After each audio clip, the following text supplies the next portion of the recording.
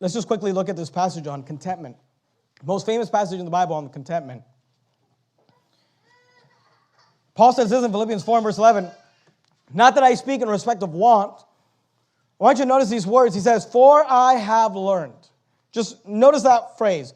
For I have learned in whatsoever state I am, therewith to be content. Notice these two words, I know. He said in verse 11, he says, for I have learned.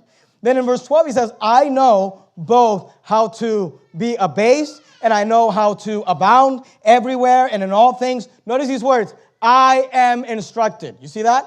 He says in verse 11, for I have learned. He says in verse 12, I know. He says in verse 12, I am instructed both to be full and to be hungry, both to abound and suffer need. Let me tell you something.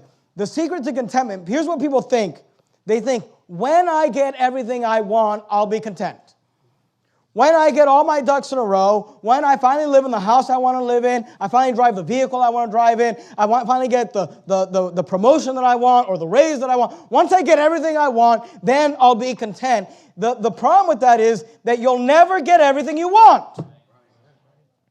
Because as soon as you get that brand new, phone that does your laundry and cooks you lunch, they're going to come out with another one. They think contentment is something that happens to me. No. Contentment is not something that happens to you. You happen to contentment. You learn to be content. He says, for I have learned. He says, I am instructed. He says, I know. See, people that are content, it didn't happen to them. They chose and they've learned to be content. And they can say, I have learned in whatsoever state I am therewith to be content.